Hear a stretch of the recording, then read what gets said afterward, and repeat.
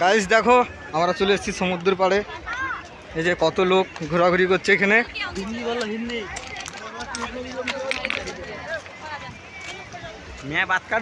বাপ্পা বলে একটা ছেনা ছিল আমাদের, তার বিয়ে হয়ে গেছে কদিন আগে।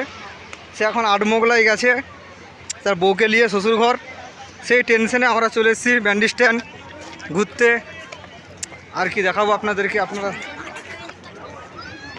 কত কত সুন্দর দৃশ্য দেখুন, আপনারা কত সুন্দর দৃশ্য, কত সুন্দর দৃশ্য। তো হ্যালো ভাই, আর ভাই বলে ফোনটা বন্ধ করে। এটা হচ্ছে পীযূষ, এটা হচ্ছে কোলাঘাটে ঘর। এর ট্রেন লাইনের পাত চুরি করেই। ভালো করে দেখুন নিন এই ছানাটাকে, কেস করতে আপনাদের সুবিধা হবে।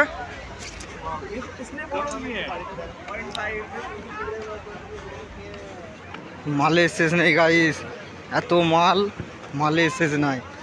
মোটা মাঝারি বড় সব রকম পাবে আপনারা এখানে।